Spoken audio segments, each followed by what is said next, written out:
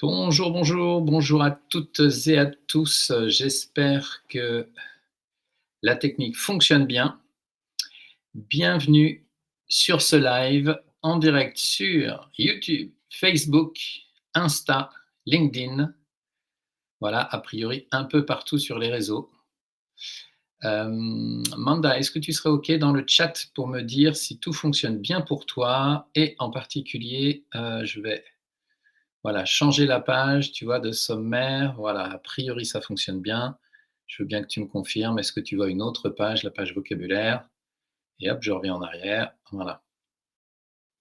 Tout est bon. Super. Eh bien, écoutez, je suis ravi, avant Noël, de vous retrouver pour un dernier webinaire dont le titre est Comment atteindre un consentement sans compromission avec la décision sociocratique. Avant de commencer, je me présente, je suis Yanis Camus, je suis consultant, formateur, spécialiste des questions de coopération au sein des équipes. Et si je me suis intéressé à cette question-là, c'est parce que dans mon historique professionnel, j'ai rencontré pas mal de difficultés. Je suis entrepreneur, j'ai créé pas mal de structures et puis, avec cette volonté toujours de faire des choses absolument extraordinaires. Au départ, c'était dans le théâtre et puis, dans l'éducation populaire. Voilà et en fait, bizarrement, après, les premiers mois où dans l'équipe, tout était absolument joyeux et cetera, on avait un objectif commun et bien bizarrement, les choses sont devenues, parfois compliquées, voire très compliquées et j'avais cette espèce d'utopie de trouver le moyen de fonctionner ensemble de manière coopérative. Alors, bien sûr, dans mon idéal, il n'y avait pas de tension, il n'y avait pas de conflit. Avec le temps, j'ai compris que c'était vraisemblablement pas possible, en tout cas extrêmement difficile, mais que finalement, les tensions qu'il peut y avoir entre les membres d'une équipe peuvent être gérées de manière coopérative et ainsi devenir des plus, des choses qui vont nous aider à grandir ensemble. Voilà. Alors, il y a quand même un moment dans la vie d'équipe qui est très compliqué, c'est quand on n'est pas d'accord. Voilà. Alors, comment faire quand on n'est pas d'accord pour quand même avancer ensemble sans perdre en route des gens qui vont se démotiver et qui ne vont plus être intéressés pour participer au projet? Parce que ça va nous faire perdre énormément de temps, ça va nous faire perdre de l'argent, beaucoup d'énergie et ça va nous faire énormément chuter aussi en qualité de bien-être, de bien vivre au travail. Voilà. Et on le sait, quand on n'est pas bien au boulot, généralement, on rentre le soir chez soi avec ses problèmes du boulot. Et c'est aussi la vie de famille qui en pâtit. Donc finalement, moins bien on vit notre vie au travail et moins bien on est tout court. Alors, on passe beaucoup de temps au boulot, si en plus ça impacte la vie, perso, bah, vous voyez bien que ça empiète partout.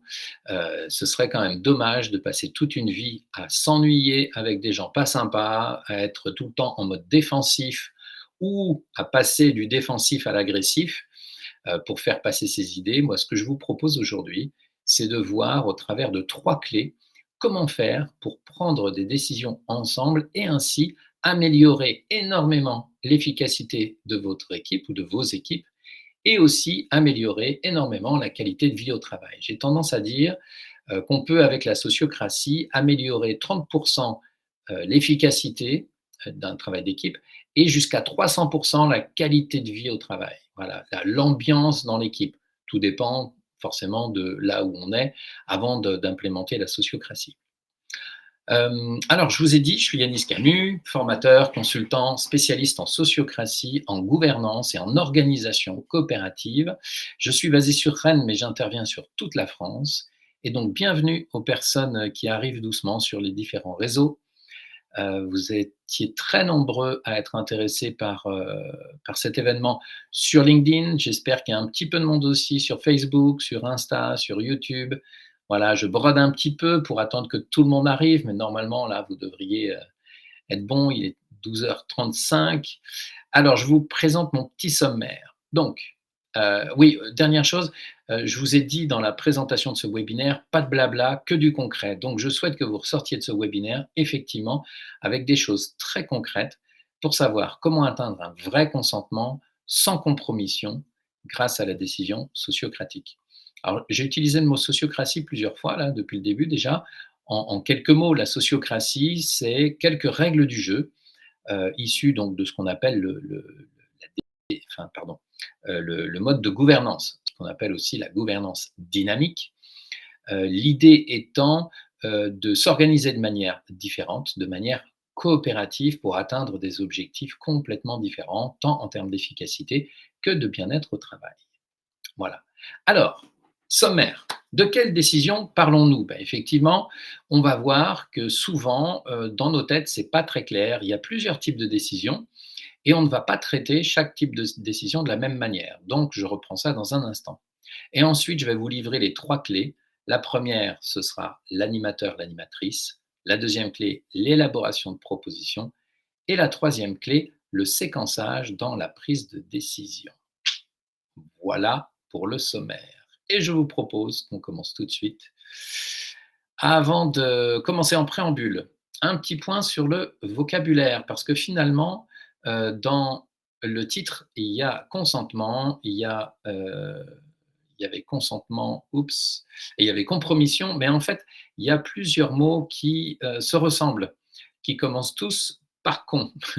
Alors, on va commencer avec le consensus. Qu'est-ce que c'est que le consensus? Et je vous invite, parce qu'après on peut débattre de cette définition, mais juste qu'entre nous, là, pendant le temps du webinaire, on se mette d'accord sur ces définitions-là pour que vous sachiez exactement de quoi je parle. Quand je parlerai du consensus fort, je parlerai de celui-là, tout le monde est d'accord. Et en réalité, ce qu'on recherche, c'est le plus grand dénominateur commun. Et ce consensus-là qu'on cherche, normalement, il est enthousiaste. Tout le monde est super ravi de la décision prise et tout le monde considère que c'était la meilleure décision à prendre. Alors, ce consensus-là, le consensus fort, est très difficile à trouver. Il faut beaucoup de temps pour le trouver et il n'y a pas énormément de méthodes qui existent pour être très efficace là-dessus. Mais pensez que déjà dans un couple, c'est très compliqué d'avoir tout le temps des consensus. Même quand on aime une personne, eh bien, parfois, c'est pas si simple de se mettre d'accord à deux. Alors, quand on est une équipe et qu'il y a des enjeux et qu'il y a des personnalités différentes et qu'il y a des manières de voir la situation différentes, eh bien, ça va devenir effectivement un sacré challenge que cette histoire de consensus. Ensuite, il y a le consensus mou. Et oui, qu'il faut dissocier du véritable consensus enthousiaste. Le consensus mou, en fait, comme on n'arrive pas à trouver le plus grand dénominateur commun, bah, on va baisser nos objectifs et on va rechercher le plus petit dénominateur commun. Et dans ce cas, eh bien, le consensus est décevant, en fait, pour tout le monde. Voilà, donc ça, c'est quand on n'a pas de méthode, qu'on cherche le consensus fort. Souvent, on arrive au consensus mou. Ensuite, dans mon titre, j'ai parlé de consentement. Alors aujourd'hui, c'est un mot qui est très à la mode. Les féministes on utilise beaucoup ce terme-là dans les relations hommes-femmes et dans les relations sexuelles en général.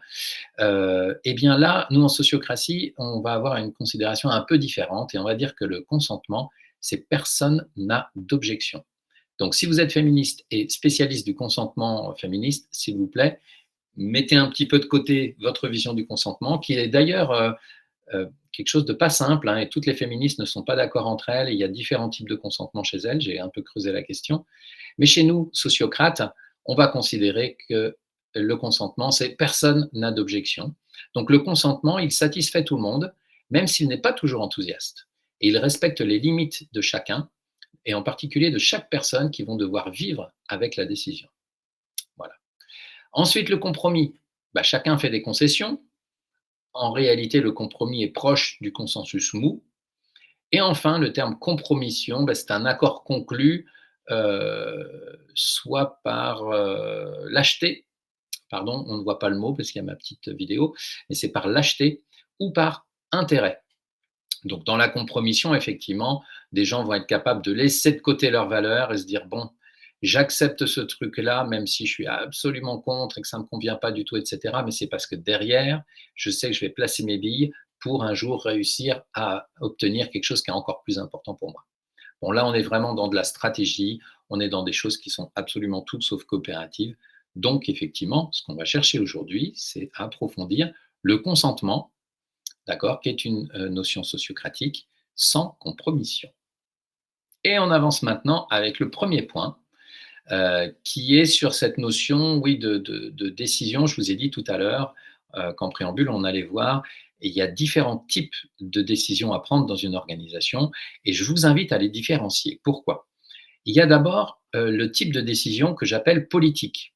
Donc ça concerne le projet d'entreprise si vous êtes une entreprise, le projet éducatif ou associatif si vous êtes un membre d'une association ou d'une organisation de l'éducation populaire, la raison d'être, et puis il y a tout un tas d'autres types d'organisations. Par exemple, ça peut être un projet pédagogique dans un établissement scolaire, des choses comme ça. Donc en fait, c'est la politique, les grandes lignes dans laquelle on retrouve toutes les valeurs de l'organisation et dont devraient décliner toutes les autres décisions. Et donc les autres décisions, il y en a deux types. Il y a les décisions stratégiques que vous voyez ici.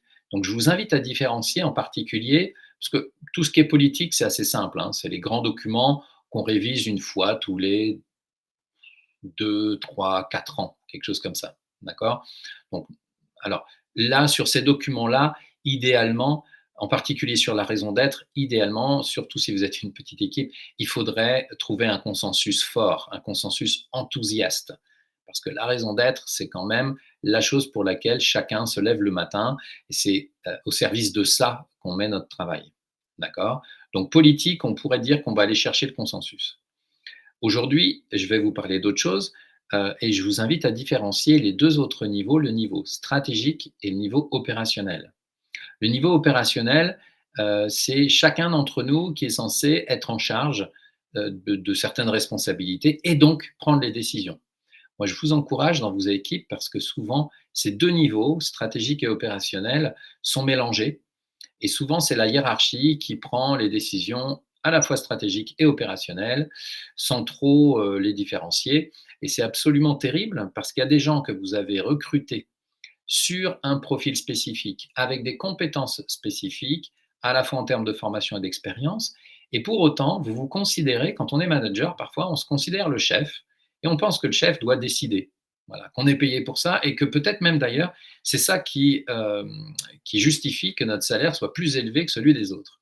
Alors dans ce cas, et ça c'est terrible, on prend des décisions et on infantilise nos équipes parce que, je prends un exemple, j'ai recruté un chargé de communication, mais finalement, quand il me montre le site internet, j'aime pas les polices, j'aime pas la couleur, j'aime pas ceci, cela. Et donc, je vais me sentir légitime, parce que je suis son chef, pour lui dire, bah écoute, non, tu vas me changer ça, tu vas mettre plutôt telle couleur, telle police, etc. Or, alors je vous parle d'expérience, hein, parce que ça m'est arrivé d'être ce très mauvais chef, je n'ai absolument aucune notion ni de couleur, ni de police, ni de charte graphique, etc., ou très peu. J'ai recruté quelqu'un qui avait ces compétences, pour autant, c'est moi qui lui dis ce qu'il doit faire. Hmm. Est-ce qu'il n'y a pas un truc là qui n'est pas d'équerre, vous voyez? Il y a quelque chose qui ne va pas en réalité. J'ai recruté cette personne sur tout l'opérationnel, je dois réellement lui déléguer et lui dire je te fais confiance, même si peut-être ça ne me plaît pas, et peut-être je vais pouvoir lui dire. Je dirais écoute, je te fais part de mes réactions, maintenant c'est toi qui sais. Donc c'est toi qui décides, et si tu décides sans prendre en compte ce que je vais te dire, je te fais confiance, c'est que tu sais mieux que moi. Mais je vais quand même te dire ce que j'en pense. Et puis idéalement, tu vas peut-être demander aux autres collègues. C'est pas parce que je suis le chef que je suis le seul à devoir te faire des retours sur ce que je vois. Voilà. Mais en tout cas, c'est important, c'est toi qui décides et tu décides pas pour faire plaisir aux membres de l'équipe, tu décides parce que tes connaissances en charte graphique, en couleur, colométrie, je ne sais pas trop, etc., te font penser que c'est ça qu'il faut et on te suit parce que c'est de l'opérationnel. Donc l'opérationnel, le pouvoir opérationnel, il est délégué aux personnes qui incarnent des rôles dans l'organisation. Et puis maintenant, ben, il reste la stratégie. Alors c'est là-dessus aujourd'hui qu'on va se concentrer. Je vous invite lors des réunions d'équipe à vous concentrer uniquement sur la stratégie, à ne pas passer trop de temps sur l'opérationnel, sauf si une personne met à l'ordre du jour un point qui est un peu délicat pour elle, où elle ne se sent pas de décider seule, elle a besoin d'un coup de main, elle a besoin de votre regard. OK, vous pouvez parler de l'opérationnel, mais sinon, c'est sur le stratégique qu'on va prendre le temps de deux choses, élaborer des propositions et prendre des décisions. Donc le stratégique, c'est quoi? Eh bien, c'est dans la déclinaison du politique, c'est qu'est-ce qu'on va faire? Les grands axes stratégiques, c'est ce qu'on va faire. Et puis l'opérationnel, c'est comment on va le faire. Voilà, j'espère que c'est clair pour vous, c'est hyper important. Il y a très peu de managers, de dirigeants et d'organisations qui savent faire la différence entre ces différents niveaux et pourtant, c'est absolument dommage parce que chacun de ces niveaux doit être géré de manière différente comme je viens de vous l'expliquer. Voilà. Alors maintenant, voyons voir justement la clé numéro un que je vous offre. Je vous avais prévu quelque chose de concret, je m'étais engagé. Donc, la clé numéro un, c'est effectivement sur cette place de l'animateur ou de l'animatrice, je vous invite à élire avec votre équipe la personne dans l'équipe qui va jouer le rôle d'animateur. Parce que ça, c'est aussi très très souvent un rôle qui est pris par le responsable qui pense que c'est son rôle d'animer les réunions d'équipe. Le problème, lorsque le responsable anime les réunions d'équipe, c'est qu'il cumule un certain nombre de pouvoirs. Alors, il a une vision qui est forcément différente de ses collègues, puisqu'il est responsable. Il devrait avoir une vision plus globale, mais aussi moins détaillée, moins précise que ses collègues. Voilà. Euh, dans la tête de ses collègues, il y a un truc qui s'appelle la soumission à l'autorité, qui est vécu de manière différente selon les individus. Ceux qui n'ont jamais eu de problème avec ça peuvent tout à fait se sentir votre égal, et donc, je ne sais pas moi, vous tutoyer peut-être, et puis être très franc avec vous et considérer que vous n'êtes pas un ennemi, mais que vous êtes voilà, un collègue, comme un autre collègue, sauf que vous avez le rôle de chef. Et ça, dans ce cas-là, ce n'est pas un souci, vous avez une relation d'adulte à adulte, c'est quelque chose d'équilibré, et généralement, c'est assez agréable. Alors, assez agréable, sauf quand la personne en face de vous vous tient tête et vous dit non, je ne suis pas d'accord avec toi, Yanis. Et là, bon, un peu ça va, mais quand on cherche un accord et qu'on cherche à convaincre l'autre en tant que chef, au bout d'un moment, on est un peu bloqué. Mais il y a d'autres postures qui se mettent en place à cause de la soumission à l'autorité. Il y en a trois. Il y a la posture d'enfant libre, c'est celui qui dit cause toujours, je fais ce que je veux, pas très intéressant dans une équipe. Il y a la posture de l'enfant rebelle qui, lui, n'est jamais d'accord et qui veut en découdre avec son chef. Là, c'est très désagréable. Et puis, la troisième posture, c'est l'enfant soumis. Celui qui dit, bah oui, de toute façon, c'est toi le chef, donc je ferai ce que tu me demandes, même si je trouve ça stupide, même si je ne comprends pas l'intérêt, même si je vois que peut-être il va y avoir des conséquences fâcheuses à mettre en place ce que tu me demandes, je fais ce que tu me demandes puisque c'est toi le chef, je suis soumis.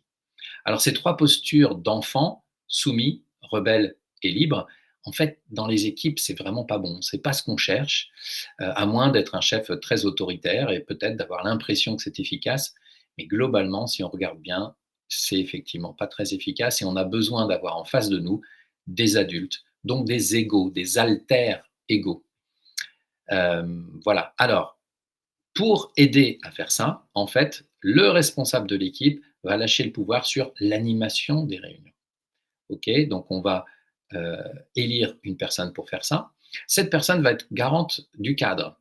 Voilà, c'est elle la chef de la réunion. Pendant la réunion, celui qui détient le «pouvoir» entre guillemets, c'est surtout le pouvoir de bien répartir la parole, de faire en sorte que les idées de chacun soient prises en compte et cetera, c'est l'animateur et donc un bon animateur coopératif ou sociocratique, il doit être capable de réguler la parole du ou de la responsable. Voilà. Moi, c'est comme ça que je vois dans une équipe, si j'observe une animation, si, je sais pas, dans une équipe municipale, si je vois un animateur qui régule le maire en lui disant écoute, Martin, stop, non, tu as trop parlé là, on va laisser la parole à quelqu'un d'autre. Je me dis bingo, c'est gagné. L'animateur n'est pas soumis à l'autorité de son chef, mais il est en train de le réguler et là, c'est qu'il a la bonne posture. Voilà. Alors, il ne faut pas qu'il fasse ça tout le temps, mais au moment où c'est juste, parce que souvent, on a des chefs qui sont un peu bavards, eh bien, les recadrer, c'est important. Et donc, toute l'équipe va se rendre compte à ce moment-là qu'effectivement, le chef, pendant le temps de l'équipe, il est au même niveau que les autres. Son regard est aussi important que les autres, mais pas plus. Et du coup, on va avoir une sensation d'être en équivalence. Voilà. Et c'est ça qu'on cherche, c'est la sensation d'équivalence. Et c'est cette sensation d'équivalence qui va nous aider à créer la coopération dans une équipe. Alors ensuite, la clé numéro 2. Je suis passé très rapidement sur cette question-là et pourtant, elle est importante. C'est l'élaboration de propositions. Avant de prendre une décision par consentement, on va le voir juste après. d'accord? Sans que ce soit une compromission, sans qu'on cherche un compromis ni un consensus mou, mais quelque chose qui soit plus fort, qui soit plus proche du consensus fort, eh bien, je vous propose de différencier le moment où vous allez élaborer les propositions du moment où vous allez prendre la décision. Donc là, on est bien sur les décisions stratégiques, je vous rappelle. Éventuellement, les décisions opérationnelles, si la personne responsable demande de l'aide, mais sinon, on la laisse se débrouiller et c'est elle qui prend la décision seule. Pour les décisions stratégiques, là, on considère que c'est important, puisqu'elles vont impacter toute l'équipe, qu'on prenne ces décisions-là en équipe, que toutes les personnes qui vont devoir vivre avec la proposition, avec pardon, la décision, prennent part à non seulement enfin, prennent part à la décision, et alors dans l'élaboration de propositions, donc c'est un temps qu'on va positionner avant, on va se poser la question qui est-ce qu'on doit inviter pour élaborer la proposition? Et on n'a pas forcément besoin d'être très nombreux, puisqu'en fait, on va prendre la décision ensemble. Imaginons, on est une équipe de 10 personnes et on a une décision stratégique à prendre sur, je ne sais pas moi, l'achat d'un nouveau matériel, par exemple. Imaginons que ce soit une décision stratégique parce que c'est du matériel qui va servir à toute l'équipe et on se dit non, non, là, ce n'est pas de l'opérationnel, on ne va pas confier ça à une personne.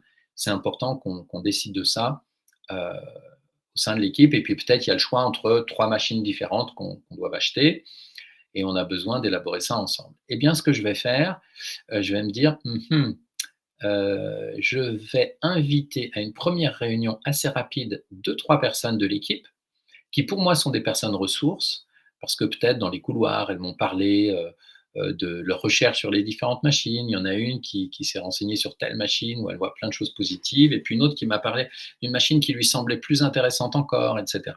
Je vais les convier toutes les trois, et puis je vais utiliser par exemple la technique qui est juste à gauche, là, les tours de piste. Et alors je connais, on va dire, il y a deux types de propositions qu'on peut élaborer. Il y a les propositions à partir de situations simples et les propositions à partir de situations complexes. Plus elles sont complexes, plus il va falloir séquencer les choses pour élaborer une bonne proposition. Plus elles sont simples, plus on peut utiliser ce que je vous montre là, les tours de piste, c'est-à-dire trois étapes. Première étape, chacun dit comment il voit le problème. Donc globalement, mes 3 collaborateurs vont dire: «Bah oui, aujourd'hui, on a de plus en plus de commandes, par exemple, on n'arrive pas à fournir, nos clients attendent et cetera. Il faut qu'on soit plus productif. Donc il nous faudrait une machine qui produise, je ne sais pas moi, tant de trucs par jour». OK? Et puis chacun donne son point de vue et donc il y en a un qui peut dire: «Bah oui, mais alors moi, par rapport à ma responsabilité, je vois que sur la machine, il faut absolument telle option. Sans quoi, on va encore prendre du retard et ça va coincer au niveau de la logistique, je sais pas quoi, et cetera». Voilà. Donc là, on est juste sur la situation et le problème, comment on le voit. Ensuite, deuxième étape, donc on fait un tour de cercle, on s'écoute simplement, on n'a pas besoin de rebondir les uns sur les autres. Et si on n'est pas d'accord sur la situation, peu importe, on ne cherche pas à être d'accord sur la vision de la situation, puisque c'est normal qu'on ne voit pas les mêmes choses. On voit la réalité en fonction de là où on est dans l'organisation, en fonction du boulot qu'on fait, en fonction des responsabilités qu'on a. Donc on n'a pas à s'accorder, on a juste à s'écouter et à comprendre que la réalité, la complexité de la réalité, en fait, c'est l'addition de tous nos points de vue. Voilà. Donc il n'y a pas un point de vue qui doit s'imposer aux autres. On écoute tous les points de vue et ça permet qu'on comprenne mieux la complexité de la réalité. Ensuite, on va passer au point 2. Je vais demander aux gens, bah, tiens, est-ce que vous pouvez nous dire toutes les idées que vous avez en tête? Alors, le premier va dire: «Bah oui, moi la machine A, je la trouve super parce qu'en plus, j'ai un copain qui l'utilise dans sa boîte, voilà, elle est rapide, ceci, cela». Il va annoncer les points positifs, éventuellement les points négatifs s'il veut. Voilà, c'est lui qui argumente comme il le souhaite. Et puis on passe à la personne 2 qui va dire: «Oui, alors moi, c'est vrai que la machine A, elle est pas mal, mais il lui manque telle option et je pense que c'est la machine B qu'il faudrait qu'on prenne» et cetera et cetera. OK? Puis l'autre collègue, puis moi éventuellement, je me donne aussi la parole pour parler.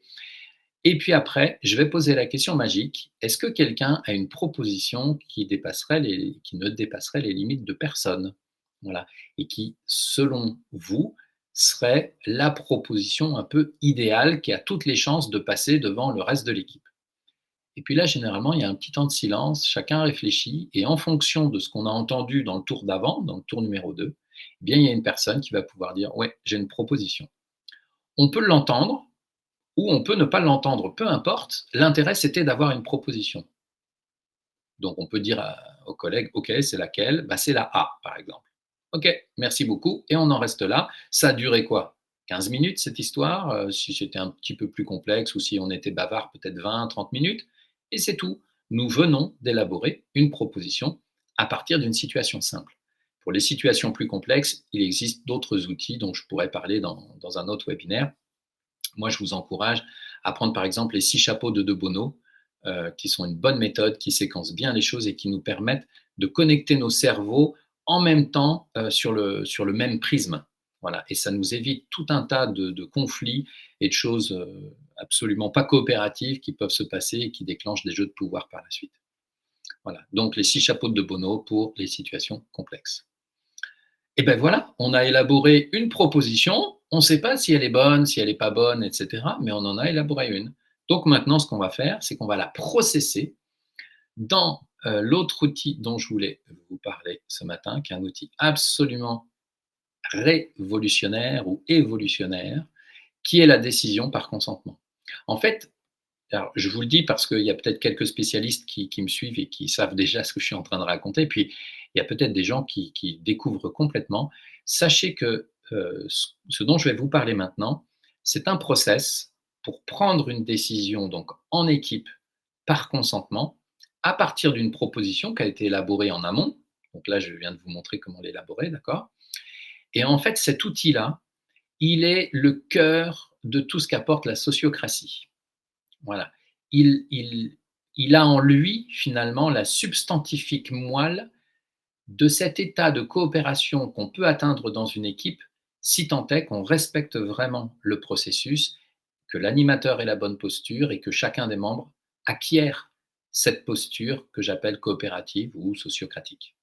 Et ça prend un petit peu de temps, mais vous allez voir que déjà, même avec une équipe qui découvre complètement ce process, il a quelque chose de magique parce qu'il est simple, il est basé sur le bon sens. Et ce que je ne comprends pas maintenant, enfin, ça fait quelques années que j'utilise ce process, et je vous avoue que quand je vois des groupes qui fonctionnent comme ça, sans véritable technique d'animation, à essayer de chercher un consensus fort et puis à pas trouver, alors boum, tomber dans le consensus mou, quand j'observe ça, je me dis, mais c'est pas possible. Il suffirait d'apprendre cette technique pour que l'équipe devienne tellement plus productive et qu'il y ait une ambiance qui soit tellement meilleure, ça me rend un peu dingue. Et bon, alors après, il m'arrive parfois de leur dire: «Mais il faudrait vraiment que vous appreniez ça» et cetera. Quand ça vient de l'extérieur, c'est quand même pas génial. Donc généralement, il faut malheureusement passer par des moments vraiment compliqués pour se dire: «J'ai besoin de ressources et il faut que j'aille chercher à l'extérieur». Et c'est comme ça que généralement on vient vers moi pour me demander soit d'animer de manière ponctuelle un accompagnement, c'est-à-dire que là, on a une décision, elle va concentrer pas mal de tension, et cetera. Yanis, vite, viens à la rescousse parce que sinon, l'équipe risque de s'entretuer et on va perdre à la fois en efficacité, bien sûr, mais aussi énormément en qualité de vie au travail. Donc, on fait appel à moi de manière ponctuelle. Généralement, quand je fais ça, j'arrive un peu comme un pompier. Les tensions sont déjà bien mises en place. C'est dommage. Il aurait fallu faire ça un petit peu en amont. Et puis je pose la question: «Comment vous avez élaboré la proposition?» Et là, on n'est pas clair. «Bah non, on ne sait pas trop, il y a 2 groupes qui se sont divisés au sein du service et puis, bah, chacun tire de son côté» et cetera. Alors quand on en arrive là, c'est déjà pas très bien parti. Malgré tout, le process, dans 90 des cas, va très bien fonctionner et on va être ravis. Dans 10 des cas, cependant, heu, si les gens ont commencé à perdre confiance les uns dans les autres, le process sera pas assez fort. En fait, ce qui est plus fort que le process, c'est les peurs. Voilà. Et donc les peurs, elles sont planquées dans notre ego. Et si notre ego est très fort le jour de la réunion, il va être capable de mettre en péril finalement tout le travail collaboratif que je vais essayer de faire avec ce process. Voilà. Mais c'est dans 10 des cas, dans 90 des cas, on va y arriver. Et en fait, ce que j'explique moi à mes clients, c'est regardez, on a réussi aujourd'hui, mais en réalité, pensez que vous pouvez faire ça sur toutes vos décisions stratégiques. Et généralement, dans vos réunions d'équipe, alors d'une part, vous mélangez stratégie et opérationnel, c'est un peu dommage parce que vous perdez énormément de temps euh, à traiter de l'opérationnel là où vous devriez plutôt déléguer dans 80%, 90% des cas. Mais en plus, vous créez des tensions parce qu'on n'est pas d'accord, on cautionne pas toujours, on se soumet à l'autorité du chef et après on n'aime plus le chef, on n'a plus confiance en lui, on le critique par derrière, il comprend pas ce qui se passe et puis au bout d'un moment, ça crée, des burn-out, ça crée tout un tas de choses absolument désagréables qui font qu'il ne fait pas bon vivre dans votre organisation. Si vous voulez qu'il y fasse bon vivre et si vous voulez qu'elle soit beaucoup plus efficace, dotez-vous d'une telle technologie. Ça ne va pas vous coûter grand-chose de former vos managers et les futurs animateurs de vos équipes à cette technique. Et une fois que ce sera implémenté dans vos groupes, mais vous allez avoir l'impression que votre organisation est passée un petit peu d'une, alors parfois pour celles qui fonctionnent le moins bien, des chars d'assaut, vous voyez, c'est très long à avancer, etc., à des voitures de course. Voilà, ça permet vraiment, c'est comme si vous changiez le moteur de votre voiture et que vous mettiez un moteur hyper puissant dans votre voiture. Voilà. Bon, allez, j'avance pour vous expliquer un petit peu comment ça se passe. Je vais séquencer les choses pour vous montrer un petit peu comment se passe ce process, mais sachez que je vous encourage pas trop à l'utiliser seul par vous-même pour la première fois sans l'avoir testé auparavant. Il vaut mieux être formé, effectivement. C'est quand même très particulier et en particulier, vous allez voir le moment du traitement des objections. Là, il faut avoir un petit peu de clarté sur qu'est-ce qu'une objection, etc. Je ne vais pas en parler aujourd'hui, je ne vais pas avoir le temps, mais vous aurez quand même quelques billes que vous pouvez reprendre dès cet après-midi dans vos réunions. Vous allez voir que ça va apporter de la fluidité, même si vraisemblablement ça ira pas au bout, parce qu'encore une fois, il faut un peu de bouteille pour bien maîtriser la chose.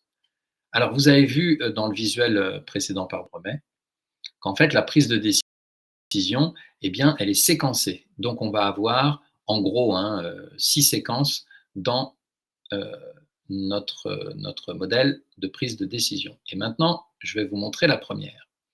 Alors, lors de la première séquence, vous avez commencé la réunion en disant à la personne qui vous a dit dans la réunion précédente, vous vous rappelez, oui, c'est bon, j'ai une proposition. OK. Et admettons que ce soit, il faut qu'on achète la machine A. OK.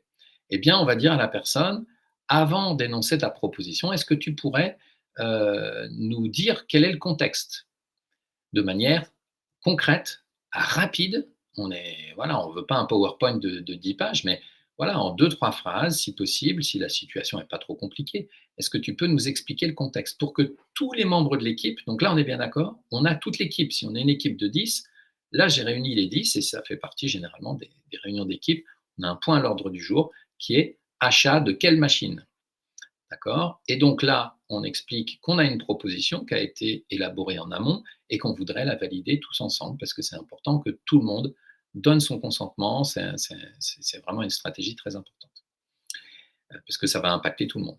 Et donc, l'animateur dit à la personne, voilà, est-ce que tu peux nous énoncer le contexte? Parce que peut-être que dans l'équipe, il y a deux personnes qui travaillent sur autre chose et qui, elles, finalement, ne sont pas très au clair sur les besoins de l'équipe par rapport à cette machine. Parce que dans leur boulot, ils ne le voient pas, le besoin. Donc, comme ça, ils entendent, ah ok, les collègues ont besoin de l'achat d'une machine, etc. Ok, d'accord. On a le contexte et ensuite on demande à la personne de faire sa proposition de manière concise, claire et concrète. Exemple, je propose qu'on achète la machine A. Voilà, donc les choses sont a priori claires, mais pas toujours. D'où le besoin, dans la séquence 2, de passer par un tour de questions de clarification. Donc l'animateur va demander à chacun, est-ce que vous avez une ou des questions de clarification? Alors la clarification, elle peut porter sur le contexte éventuellement, s'il y a quelque chose avec lequel on n'est pas tout à fait au clair, ou si la proposition n'a pas été exprimée de manière super claire, bon voilà, l'achat de la machine A priori, c'est assez clair, mais encore faut-il connaître la machine A. Donc peut-être les gens vont dire, attends, dans la machine A, rappelle-nous, c'est quoi le descriptif? Ou rappelle-nous, il y avait machine A, B, C, mais c'était quoi la différence? C'est dans quel ordre? Eh bien oui, avant d'entendre les réactions des gens et leurs critiques éventuelles, il est important de vérifier que tout le monde a bien compris la proposition. Ça paraît être le b.a.-ba du b.a.-ba. Pour autant, euh, quand j'observe les réunions animées de manière classique, c'est pas le cas. Les gens sont capables de s'engueuler sur une proposition alors qu'ils ne l'ont même pas comprise. Et c'est justement parce qu'ils ont compris les choses de travers qu'on s'engueule. Donc, si on faisait à chaque fois ce tour de clarification, il y a un certain pourcentage de points de tension qui n'apparaîtraient pas, puisque, ah ben ok, j'aurais compris vraiment quelle est ta proposition. Alors ça marche aussi dans le couple, hein. Je propose de réfléchir. Quand vous faites une proposition et que vous voyez votre conjoint qui s'énerve, vérifiez qu'il a bien compris la proposition. Ou alors, si c'est vous qui vous énervez souvent aux propositions de votre conjoint ou de votre conjointe, euh, mettez dans votre tête ce truc, tour de questions de clarification. Vérifiez systématiquement que vous avez bien compris la proposition. En fait, le couple ou dans la relation avec les enfants, ça peut être un super exercice finalement à bien intégrer comment dire, les différentes étapes de cet outil dont je vous parle que vous allez pouvoir utiliser au boulot. Voilà. Parce qu'en fait, il y a tout le temps plein de propositions qui sont faites par les enfants ou votre conjoint. Donc, je ne sais pas, moi, dernièrement, ma fille me dit, ouais, papa, ce week-end, je vais chez Pauline. Excusez-moi, mais c'est pas clair comme proposition. Donc, avant de réagir et de lui dire, oh là là, ça me saoule de t'emmener chez Pauline et de faire l'aller-retour, etc. Et donc, non, je ne veux pas que tu y ailles. J'ai commencé par lui dire, OK, tour de clarification. Attends, Pauline, tu parles bien de Pauline qui habite à tel endroit. D'accord? Quand tu dis ce week-end, ça commence quand? Ça finit quand? D'accord? Elle me répond. Et puis ensuite, je lui dis, et du coup, ta demande, c'est quoi? C'est juste que je te donne l'autorisation d'y aller. Et donc, tu y vas après le collège, par exemple, directement.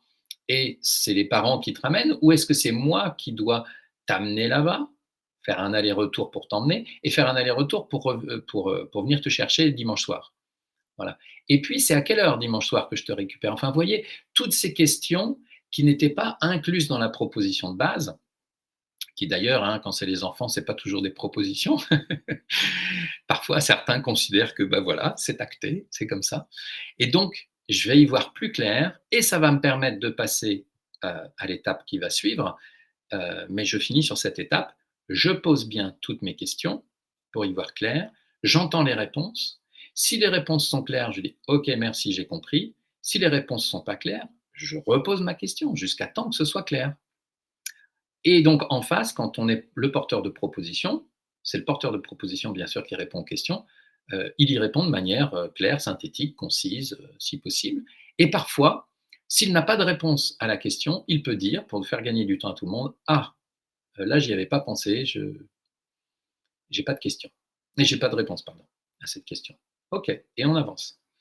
Et on verra dans le tour d'après, éventuellement, que c'était peut-être important d'avoir une réponse à cette question. Mais on va le voir après. D'accord? On ne perd pas de temps avec ça dans ce tour-là. Attention, petit piège. Il s'agit bien de questions de clarification. Parce qu'il y a des petits malins qui vont glisser leurs réactions, c'est-à-dire leurs ressentis, leurs opinions, mais sous forme de questions. Est-ce que tu ne penserais pas que peut-être il vaudrait mieux prendre la machine B parce qu'elle a l'option truc-muche dont on aurait besoin qui nous aiderait bien? Ça, ce n'est pas une question de clarification sur la proposition, c'est une réaction déguisée. Donc les gens, au début, quand ils utilisent cet outil-là, ne sont pas très au clair avec tout ça. Il faut les éduquer, les habituer un petit peu à cette chose-là en leur disant attention, là, ce n'est pas une question de clarification, c'est une réaction. Alors, les gens froncent les sourcils, ils font attends, mais c'est quoi la différence entre question, réaction, etc.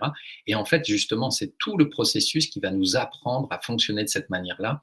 Et donc, cette nouvelle manière de fonctionner va nous rendre un être beaucoup plus coopératif, clair, assertif, etc., etc. On voit la suite. Troisième étape, tour de réaction, idée, amélioration. Maintenant que tout le monde a bien compris la proposition, eh bien, l'animateur invite chacun à exprimer ce qu'il aime dans la proposition, ce qu'il trouve positif et qu'il faut garder. Bah, écoute, c'est vrai que la machine A, elle est vraiment pas chère, elle est moins chère que les deux autres. Donc moi, je trouve que c'est plutôt une bonne idée qu'on aille sur l'achat de cette machine-là. Mais et je peux voir des pistes d'amélioration, voire même avoir des contre-propositions. Donc je peux dire, voilà, je pense que vraisemblablement ton choix, tu l'as fait parce que c'était la machine la moins chère. et que globalement, elle est assez proche des 2 autres. Cependant, je vois que moi, dans mon boulot, je vais vraiment, être très aidé si l'option de la machine B, était là et dans la machine A, elle est pas là, donc je vais être super embêté et ça va coincer, en fait. Et peut-être que ça lui a été dit déjà dans le tour de vous savez, dans la réunion précédente d'élaboration de propositions, mais que la personne, soit elle avait pas bien entendu, soit elle avait pas pris en compte, en pensant qu'il y avait pas besoin, il y aurait une autre manière de faire. Et bien là, c'est redit. Voilà. Et donc, je peux même intégrer dans ce tour-là une contre-proposition. Moi, je pense qu'il faudrait que tu changes ta proposition et qu'on achète la machine B. Je ne pense pas que ce soit la A qui nous faille. Il vaut mieux la machine B, même si elle est un peu plus chère, parce qu'elle va nous permettre d'aller beaucoup plus vite ou voilà, de mieux faire les choses, etc. OK. Donc, la personne entend et tout le monde parle. Toutes les personnes, en tout cas, qui le souhaitent, sauf peut-être les 2 personnes qui, elles, ne sont pas concernées ou moins concernées et qui peuvent dire: «Bon, je passe mon tour, j'ai rien à dire, j'ai pas vraiment d'opinion». D'accord? Mais on a entendu toutes les personnes qui avaient des choses à dire et qui se sentent concernées. Et donc, la personne qui est porteur de proposition, il réfléchit en entendant toutes ces réactions, les réactions positives et les réactions négatives ou les critiques ou les pistes d'amélioration. Et on va voir s'il va être convaincu ou pas, soit de maintenir sa proposition telle qu'elle, parce que tout le monde lui a dit qu'elle était bien, elle était bonne, soit tout le monde lui a dit, ou quasiment tout le monde, que sa proposition était tellement nulle qu'il fallait qu'il la retire, donc c'est la deuxième possibilité dans l'étape 4, soit la personne va être en mesure d'améliorer sa proposition en fonction de ce qu'elle a entendu. Elle va dire, ah, et finalement, vous m'avez convaincu, c'est peut-être la machine B qu'il faut prendre, même si elle est plus chère, effectivement. Donc je transforme ma proposition, c'est la machine B. Ou alors, ça pourrait être, je garde ma proposition, c'est la machine A, mais on embauche une personne pour remplacer la partie dont tu parlais, Cédric, sur cette option qui nous manquerait, parce que finalement, ça va coûter moins cher et ce sera plus efficace et plus flexible, parce que l'option de la machine B, finalement, elle n'est pas parfaite. Là, on n'en a pas parlé, mais il lui manque des choses, et donc je pense qu'il vaudrait mieux, j'améliore ma proposition. Achat de la machine A, plus embauche d'un personnel pour faire le travail de l'option de la machine B, par exemple. OK? Eh bien, une fois qu'on a donc une nouvelle proposition améliorée en étape 4, il ne nous reste plus, entre guillemets, qu'à traiter les objections. Donc, on va vérifier, on va demander à chaque personne, est-ce que tu as une objection ou est-ce que tu consens? Alors là, il va falloir expliquer ce qu'est une objection et je suis désolé, j'ai pas beaucoup de temps ce midi pour vous expliquer tout ça. Mais une objection, c'est quelque chose, en gros, la question c'est, est-ce que selon vous, si on met en place la proposition qui est faite par Martin, il va y avoir des conséquences fâcheuses sur quelqu'un ou sur quelque chose? Si oui, alors posez une objection, ça va nous obliger à prendre le temps de vérifier si ce que vous pensez effectivement est véridique et du coup qu'il faut qu'on y fasse attention et qu'on ne prenne pas cette décision, parce qu'on ne veut pas qu'il y ait des conséquences fâcheuses ni sur qui que ce soit, ni sur quoi que ce soit. Donc, une objection, c'est quelque chose de très positif qui va nous aider à améliorer la proposition de base. D'accord? Souvent, dans les réunions classiques, quand quelqu'un pose une objection, c'est emmerdant. Bah oui, puisqu'on cherche le plus haut dénominateur commun pour aller vers le consensus. Alors, quand quelqu'un dit ah non, moi je ne suis pas d'accord, on entend j'ai une objection, ce qui n'est pas forcément le cas d'ailleurs, mais on entend ça et on se dit ah merde, on est bloqué. Donc il va falloir soit le convaincre ou le prendre en compte, mais on ne sait pas trop comment. En tout cas, on sent qu'il freine la prise de décision, donc ça devient désagréable. En sociocratie, quand quelqu'un dit j'ai une objection, on est super content parce que c'est positif. Tu vas nous permettre d'améliorer la proposition. Alors comment la personne va le permettre? Eh bien, on va vérifier si l'objection qu'elle a en tête est raisonnable ou non raisonnable. Il y a deux types effectivement, et c'est là que ça devient un peu complexe et qu'il faut se former pour bien maîtriser tout ça. Et l'équipe va vérifier auprès de la personne qui pose son objection, est-ce que son objection est raisonnable, il faut qu'on la prenne en compte, ou est-ce que non, elle n'est pas vraiment raisonnable et elle nous fait perdre du temps. Et dans ce cas-là, on va demander à la personne, est-ce que tu serais OK pour la lever parce que tu vois, on considère qu'elle est non raisonnable. Et il faut que la personne comprenne pourquoi l'équipe pense ça. Et généralement, si elle suit comment dire, la réflexion qui nous fait arriver à cette conclusion que l'objection n'est pas raisonnable, généralement, c'est la personne elle-même, en tout cas l'animateur va demander à la personne, du coup, Est-ce que tu laisses ton objection, parce que pour toi, c'est raisonnable, ou est-ce que tu la lèves? Dans 95% des cas, la personne va dire non, non, je lève mon objection. Effectivement, j'ai compris, elle n'est pas raisonnable. Voilà. Et on ne prendra la décision que lorsqu'il n'y aura aucune objection. Ce qui fait que le collectif ne peut rien imposer aux individus. Et un individu ne peut pas imposer quoi que ce soit non plus au collectif parce qu'on sait faire la différence entre les objections raisonnables et non raisonnables. Vous voyez, et c'est là l'intelligence et la puissance de cet outil, c'est de différencier dans nos têtes ces deux types d'objections. Alors, dans les objections non raisonnables, j'en cite quelques-unes pour que vous voyez en gros de quoi il s'agit, mais bon, c'est lors des formations qu'on creuse vraiment ça. Je vais vous donner deux exemples. Il y a les préférences. Et ça, en fait, la préférence, c'est le truc qui fait qu'on arrive dans des jeux de pouvoir. Ben, ta proposition, elle n'est pas mauvaise de prendre la machine A, de l'acheter, puis de recruter quelqu'un. Mais moi, je préférais la machine B. Voilà. Bon, bah ça, c'est pas une objection. Et on va dire à la personne, OK, on entend, c'est une préférence. Est-ce que tu es OK pour lever ton objection, puisque les préférences font partie des objections non raisonnables. Et alors, généralement, on l'a expliqué en formation avant. Pourquoi on ne prend pas en compte toutes les préférences? Et je vous le livre. En fait, si on prend en compte toutes les préférences, on ne cherche plus le consentement, on cherche le consensus fort.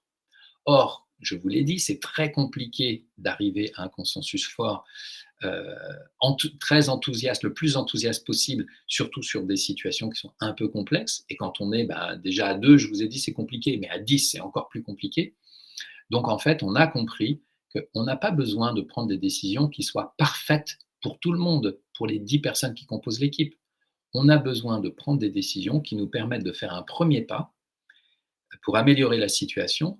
Et puis, rien ne nous empêche, demain, après-demain, alors si c'est l'achat d'une très grosse machine qui coûte cher, c'est un peu plus compliqué, mais dans quelques mois ou quelques années, rien ne nous empêche de dire, bon, on revend la machine et on en rachète une plus performante. Si un tel, finalement, avait raison et qu'il fallait la... Enfin, que la situation a changé et qu'aujourd'hui, c'est la machine B qu'il nous faut. Bon, bah, la machine A, elle nous a quand même permis d'avancer. Eh bien, un an plus tard, peut-être qu'on va la revendre et puis qu'on va s'acheter la machine B, j'en sais rien, c'est un exemple. Hein. Voilà. Bon, ben voilà, c'est le moment un peu crucial qu'il est bon de vraiment maîtriser. Mais si déjà vous maîtrisez dans vos réunions de cet après-midi, le fait de, je reviens en arrière, hop, voilà, le fait de dire, tiens, il y a une proposition, est-ce que tout le monde l'a bien comprise? Est-ce qu'elle est claire pour tout le monde? Et par contre, vous faites un tour de table pour vérifier et vous dites, ouais, un tel, c'est bon, c'est clair pour toi, un tel, c'est bon pour toi. Et là, le temps que vous fassiez le tour, ça y est, il y a des questions qui vont apparaître. Donc, on élimine tout un nombre, je vous ai dit, important de choses floues qui sont susceptibles de devenir des sources de tension et de jeux de pouvoir. Et ensuite, vous dites, mais vous séquencez ça vraiment. Vous dites, maintenant, j'aimerais bien qu'on entende chacun, en tout cas toutes les personnes qui ont quelque chose à dire sur ce sujet, et on fait un tour de table. Si vous ne faites pas le tour de table, vous laissez, comme d'habitude dans les réunions que j'observe, les deux, trois forts en gueule prendre le pouvoir de la parole, et ils vont faire des monologues. Et les autres, on ne les entend pas. Donc c'est important aussi d'utiliser ces tours où on amène chacun à s'exprimer. J'en profite pour vous dire, il y a deux types de personnes dans les réunions. Allez, on va dire trois.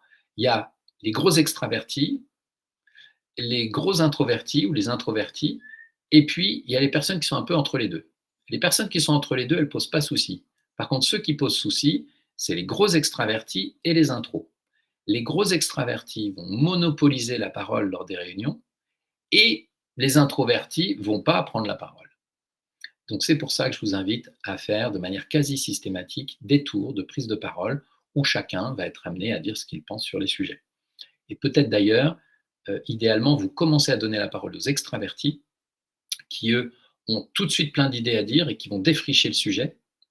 Et vous donnez la parole aux introvertis plutôt sur la fin, si vous arrivez à faire la différence vraiment entre les uns et les autres, parce que bon nombre d'introvertis vont avoir une pensée plus synthétique et du coup vont pouvoir prendre un petit peu tout le magma, toutes ces idées qui sont exprimées par les extravertis et vont pouvoir les organiser et vous donner des choses alors plus courtes. Généralement, un introverti, lui, il réfléchit dans sa tête et il s'exprime une fois que c'est clair, contrairement à l'extraverti qui réfléchit en parlant. C'est pour ça que je vous invite à faire parler d'abord les extravertis et à finir en disant bon, un tel et un tel, qu'est-ce que vous en pensez dans l'ordre, tac, tac, tac. Et généralement, on arrive à la fin du tour de parole à quelque chose d'assez clair et d'assez concis, voilà, d'assez synthétique. Voilà. N'hésitez pas à utiliser aussi le retour vers le porteur de proposition en disant ben voilà, suite à ce que tu as entendu, est-ce que tu améliores ta proposition? Et puis après, essayez le traitement des objections, mais je vous avoue que là, vous allez voir que dans certaines situations, alors quand il n'y a pas d'objection, tout va bien, c'est très simple. Dès qu'il y a une ou deux objections, si vous ne savez pas bien faire la différence entre les objections raisonnables ou non raisonnables, vous allez un petit peu galérer. Voilà. Donc dans ce cas-là, il faut m'appeler pour que je vienne vous former, tout simplement. J'ai un webinaire aussi qui explique ça sur mon site internet, donc je vous invite à aller y faire un tour. Voilà. Et puis dernière étape qui est très importante, une fois qu'il n'y aura plus aucune objection et que vous aurez pris votre décision, c'est un temps de célébration. Dans ce temps de célébration, vous allez inviter chacun à dire comment il a vécu euh, ce, ce- ce processus. Alors c'est hyper important, je dirais presque surtout pour les personnes qui découvrent le processus, mais une fois qu'on y a goûté, on aime bien tous, à la fin d'une prise de décision, dire bah voilà, peut-être à tel moment j'étais un peu tendu parce que j'avais pas bien compris la proposition, donc au début c'était un peu compliqué pour moi émotionnellement parlant, puis après en écoutant les autres j'ai mieux compris. Et finalement, le fait de pouvoir être entendu, que chacun soit entendu et que la parole de chacun, l'opinion de chacun soit respectée, bah, pour moi, c'est hyper important. Et là, ouais, je me sens bien. Même si peut-être la décision qu'on a prise n'est pas celle que j'aurais préférée. Mais je comprends aussi l'importance de laisser un peu de mes préférences de côté pour que le collectif puisse avancer. Voilà. Et donc, chacun dit comment il a vécu la chose. Alors, il peut y avoir des gens qui disent franchement, c'est rare, hein. Je n'ai pas trop souvenir ça doit faire 10 ans maintenant que j'utilise cet outil-là. J'ai pas vraiment souvenir de gens qui l'auraient mal vécu, mais si c'est le cas, c'est important parce que peut-être l'animateur, à un moment donné, a fait quelque chose qui n'était pas complètement correct et c'est important que la personne puisse dire: «J'ai assez mal vécu le moment où tu m'as coupé la parole et où tu m'as dit, non, non, tu as rien compris», je sais pas quoi. Ah, ça renseigne l'animateur sur: «Attention à la manière dont je dis les choses, il y a de la sensibilité en face et il faut la prendre en compte». Voilà, donc c'était ma troisième clé sur le séquençage. C'est la fin de ce webinaire. Je vous laisse mes coordonnées puisque, bon, j'espère que je vous ai aidé et que peut-être dès cet après-midi ou demain, vous pourrez utiliser certaines des choses que vous avez vues là, certaines de mes clés pour améliorer la vie de votre équipe et en particulier la prise de décision. Mais si vous voulez aller plus loin, je vous encourage à m'envoyer un petit mail, si vous voulez creuser un petit peu avant pour savoir qui je suis et ce que je propose, à regarder mon site internet, donc www.yaniscamus.com. Vous pouvez aussi me passer un petit coup de fil ou me laisser un message sur les réseaux pour qu'on puisse en discuter. Mais avant ça, ce que je ne sais pas, c'est est-ce qu'il y a, suite à ce que je vous ai raconté, des questions de clarification. Et donc l'exercice que je vous propose maintenant, c'est de noter sur le réseau social où vous êtes, normalement il y a un peu partout la possibilité de laisser des commentaires, et bien de laisser soit une question de clarification, soit une réaction. Et donc c'est le premier exercice sociocratique que je vous propose, c'est de faire le distinguo entre est-ce que ce que j'ai à dire c'est une question, c'est-à-dire que il y a quelque chose que j'ai pas très bien compris et j'aimerais que Yanis explique un peu mieux, ou alors, c'est une réaction. Peut-être vous n'êtes pas d'accord avec moi, par exemple, ou alors, au contraire, très d'accord avec moi, puis vous avez envie d'amplifier ce que j'ai dit en rajoutant un exemple ou quelque chose comme ça. D'accord? Donc, je vous invite à faire ce petit travail sur le réseau social où vous êtes.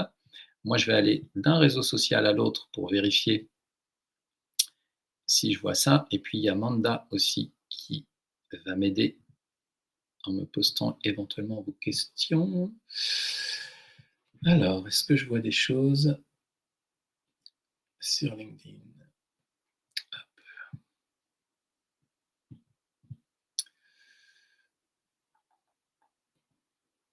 Sur Facebook.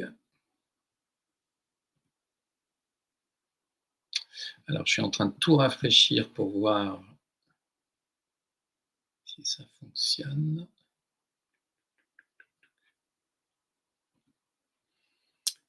J'ai l'impression que c'est un peu complexe. Manda, de ton côté, est-ce que tu vois des choses? Est-ce que tu peux me mettre dans le chat sur Restream si tu vois des choses? Alors, tac.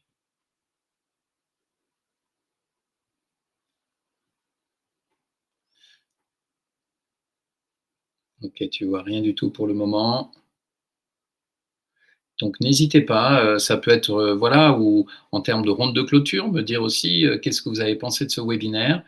Et je suis preneur, de toutes vos réactions. Alors je vois Sylvie sur LinkedIn qui me dit: «Merci Yanis, c'était synthétique et éclairant». Heu, Estelle, hop,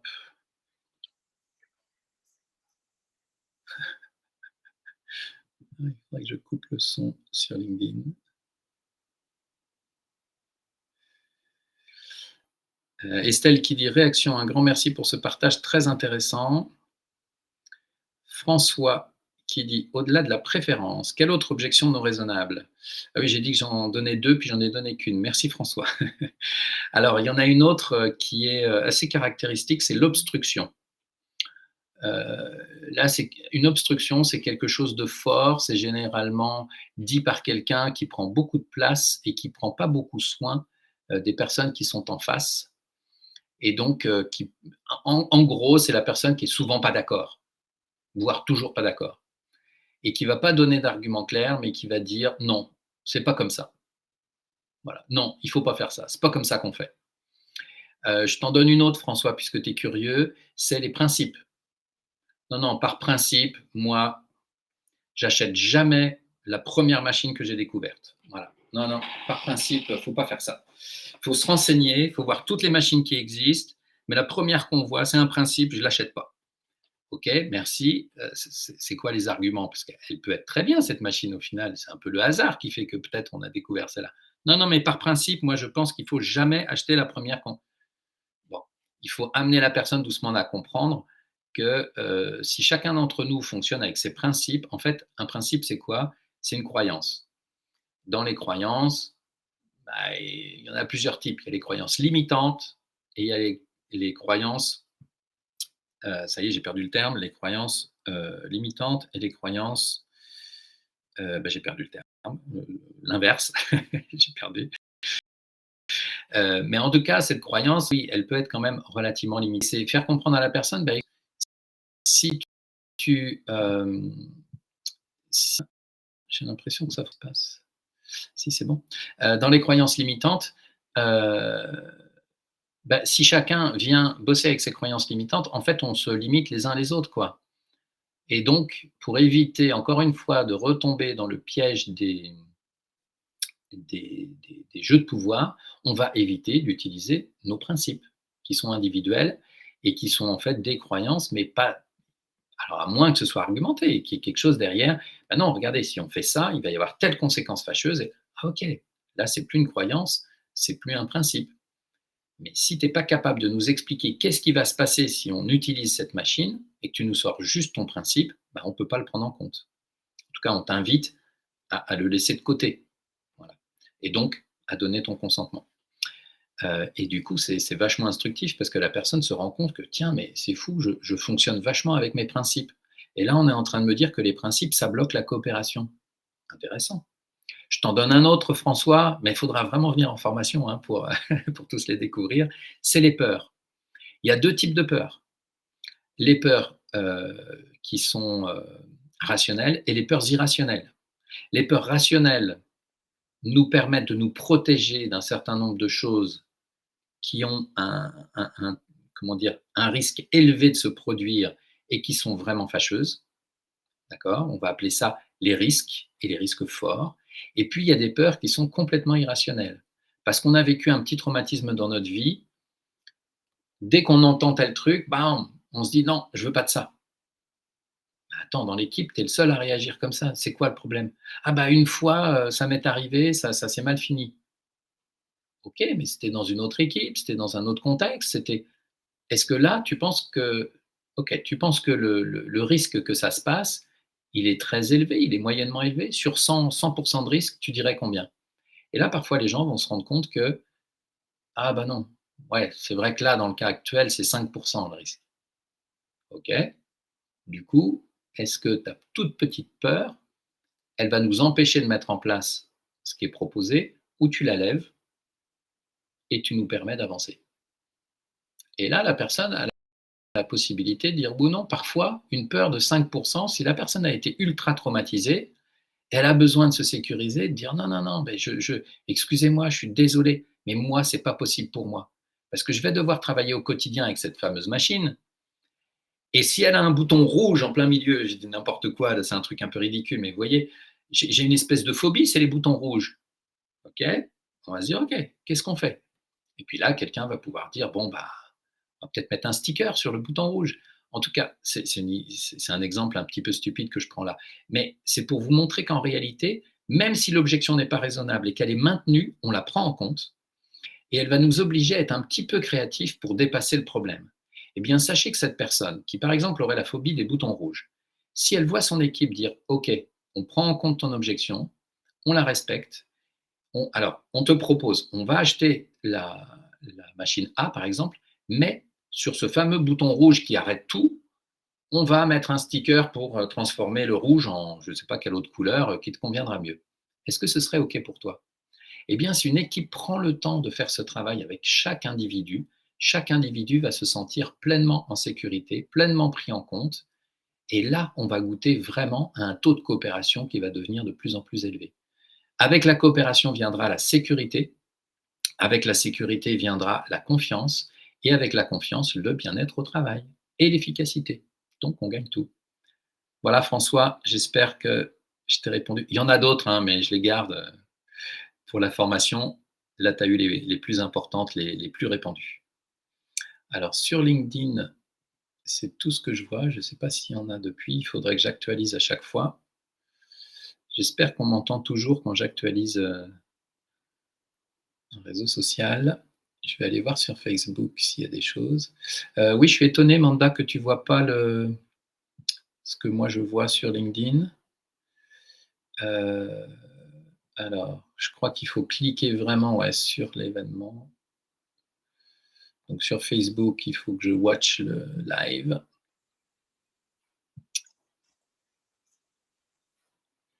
et que je coupe voilà, le son. Alors, a priori, sur Facebook Live, je ne vois rien. Pas de commentaires. Sur YouTube, ça prend un petit peu de temps, je suis désolé. Je ne vois pas de commentaires non plus. Voilà. Alors, je ne sais pas encore si vous étiez nombreux finalement à être présents. Vous étiez nombreux inscrits sur LinkedIn. Mais de présent, je ne sais pas trop. Je vais regarder mes stats après. En tout cas, je vous remercie beaucoup. Il est 13h30. Alors, à moins que je ne vois d'autres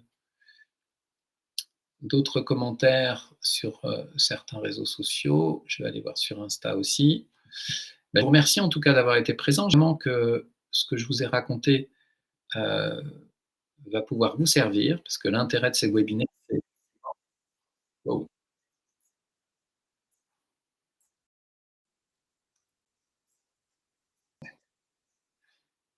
bon, je vais baisser le son, ça va être plus simple.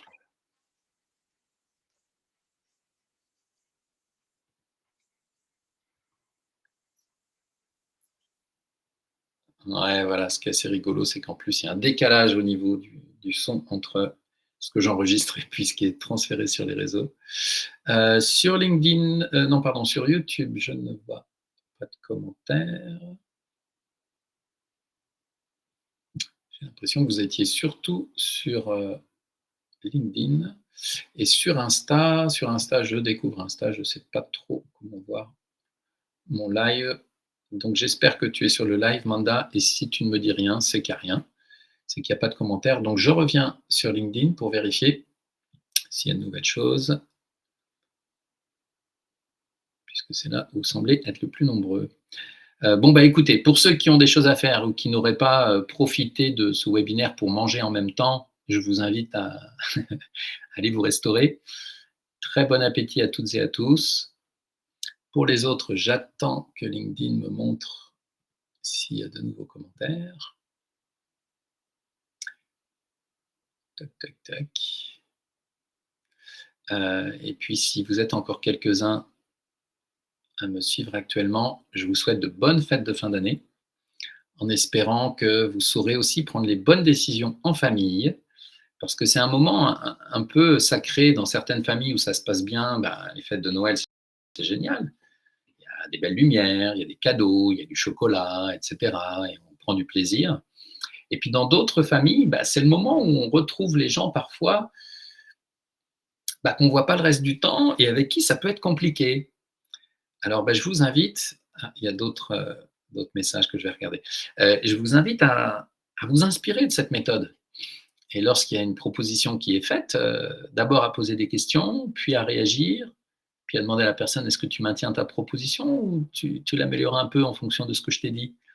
Voilà, et puis, vous verrez comment ça se passe et je serais ravi, en tout cas, si vous faites des expériences, que ce soit en famille, que ce soit dans vos organisations, que vous me laissiez après un petit mot sur LinkedIn ou ailleurs pour me dire: «Ben, merci Yanis, ça a changé ma vie», ou au contraire: «Yanis, c'est n'importe quoi ton truc, je suis parti dans une expérience qui s'est mal terminée parce que je mettrais par exemple, cette notion de et ce serait intéressant pour moi de vous lire. Alors il y a Virginie, qui dit: «Je ne suis pas connectée depuis le début. Est-ce que le webinaire est enregistré et consultable à un autre moment?» Alors Virginie, oui, je crois qu'il est consultable, sur certains réseaux sociaux comme LinkedIn, il est automatiquement enregistré, il me semble. Donc tu pourras le retrouver sur mon profil. Et puis sinon, je vais essayer de l'extraire, de faire un petit montage et de le mettre sur mon site internet. Donc dans mon site internet, tu vas sur l'onglet ressources, mes webinaires replay, et là tu as accès à tous les replays, de mes différents webinaires. Voilà, et François me dit: «Merci Yanis, très clair, merci pour ce temps qualitatif et opérationnel, vive la sociocratie». Eh ben écoute, ravi François que ça te parle toi aussi. Plein de belles choses, bon Noël. Écoutez, s'il n'y a pas plus de questions, pas plus de réactions, je vais vous laisser. Vous souhaiter en tout cas, alors attendez, je vais pour finir départager ce document et que vous me voyez bien. Hop, voilà, voilà. Est-ce que j'arrive? Tiens, bizarre. Oui, voilà. Donc là, vous me voyez en grand. Je vous remercie d'être venu assister à ce webinaire. Je vous souhaite de merveilleuses fêtes de fin d'année. Voilà, profitez bien des chocolats, de la dinde, des marrons et de tout le reste et des beaux cadeaux, et j'espère que c'était un premier cadeau finalement aujourd'hui, ou plutôt 3 cadeaux parce qu'il y avait 3 clés, hein. N'oubliez pas que le fait de ne pas laisser le manager, animer les réunions, ça apporte vraiment quelque chose. D'élaborer les propositions en amont de la prise de décision aussi, c'est important.